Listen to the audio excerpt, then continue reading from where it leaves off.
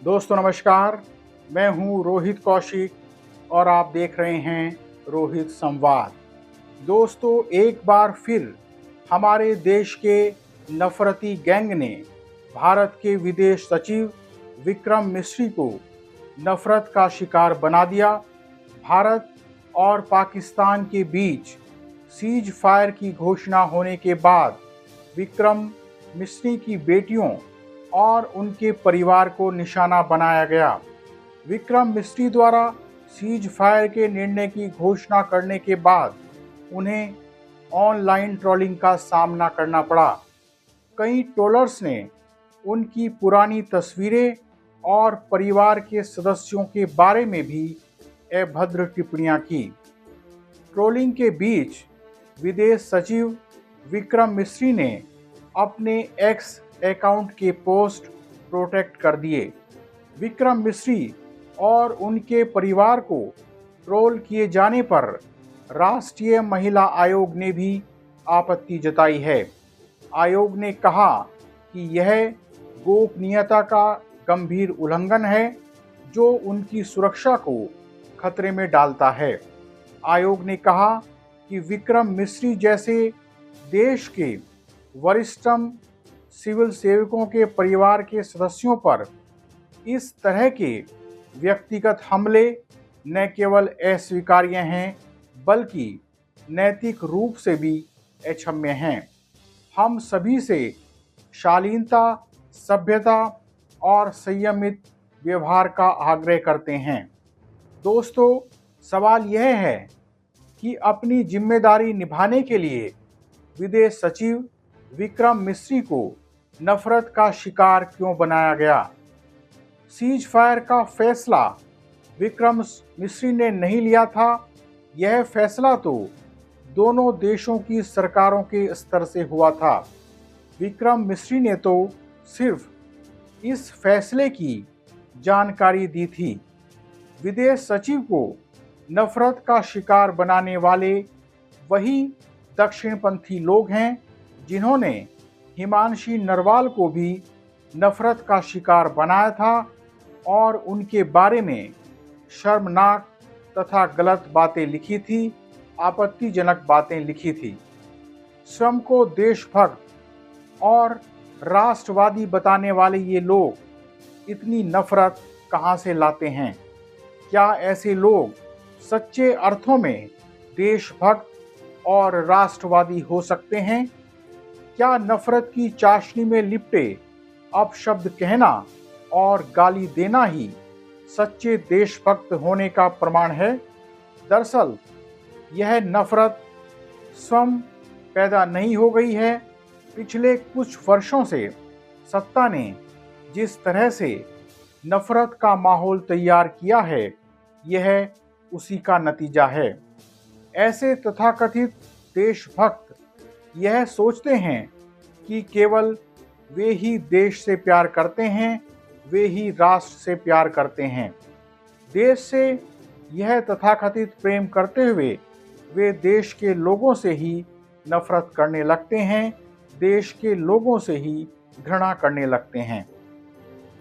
दोस्तों, आपको याद होगा अभी कुछ दिन पहले ही पहलगाम हमले में मारे गए लेफ्टिनेंट विनय नरवाल की पत्नी हिमांशी नरवाल ने कहा था कि कश्मीरियों और मुसलमानों से नफरत न की जाए। मैं कश्मीरियों और मुसलमानों से किसी भी हाल में नफरत नहीं चाहती हूँ। हिमांशी नरवाल द्वारा दिए गए इस वक्तव्य के बाद नफरती गैंग ने उनके प्रति भी अपशब्दों का इस्तेमाल किया था। उस समय भी राष्ट्रीय महिला आयोग ने इस पर आपत्ति जताई थी और इसे दुर्भाग्यपूर्ण बताया था। सवाल यह है कि क्या महिला आयोग सिर्फ आपत्ति जताने के लिए ही है? क्या महिला आयोग ऐसे लोगों पर कोई कार्रवाई करता है? अगर ऐसे लोगों पर कोई कार्रवाई नहीं होती है तो सिर्फ महिला आयोग द्वारा आपत्ति जताने का क्या फ़ायदा है? महिला आयोग द्वारा आपत्ति जताने का क्या औचित्य है। ऐसे लोगों पर कड़ी कार्रवाई होनी चाहिए। यह दुर्भाग्यपूर्ण ही है कि दिन प्रतिदिन नफरत की आग बढ़ती जा रही है, घृणा की आग बढ़ती जा रही है। स्वयं को संस्कृति का रक्षक मानने वाले लोग ही ऐसी आग ज़्यादा लगा रहे हैं।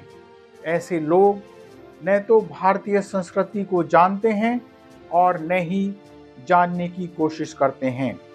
देश पर मर मिटने का झूठा नारा लगाने वाले ऐसे लोगों का मुख्य काम पाकिस्तान और मुसलमानों के नाम पर नफरत की आग लगाना है। दोस्तों, भारत के विदेश सचिव विक्रम मिस्री और उनके परिवार को निशाना बनाए जाने पर AIMIM के प्रमुख असदुद्दीन ओवैसी ने कहा कि विक्रम मिस्री एक सभ्य और ईमानदार मेहनती राजनयिक हैं, जो हमारे देश के लिए अथक परिश्रम कर रहे हैं। हमारे सिविल सेवक कार्यपालिका के अधीन काम करते हैं, इसलिए यह याद रखा जाना चाहिए कि उन्हें कार्यपालिका या वतन अजीज को चलाने वाले किसी राजनीतिक नेतृत्व द्वारा लिए गए निर्णयों के लिए दोषी नहीं ठहराया जा सकता। इसके साथ ही कांग्रेस नेता सलमान असीज सोज ने भी विक्रम मिस्री का समर्थन किया। उन्होंने कहा कि विक्रम मिस्री एक कश्मीरी हैं जिन्होंने भारत को गौरवान्वित किया है। किसी भी तरह की ट्रोलिंग उनकी देश सेवा को कम नहीं कर सकती। अगर आप उनका शुक्रिया नहीं कर सकते तो चुप रहना सीखिए। दोस्तों, समाजवादी पार्टी के अध्यक्ष अखिलेश यादव ने इस मामले को संवेदनशील, निंदनीय, शर्मनाक, आपत्तिजनक और दुर्भाग्यपूर्ण करार देते हुए केंद्र सरकार की चुप्पी पर सवाल उठाए। उन्होंने कहा कि निर्णय सरकार का होता है, किसी अधिकारी का नहीं। सवाल यह है कि क्या सरकार ने देश प्रेम का ठेका नफरती गैंग को ही दे दिया है।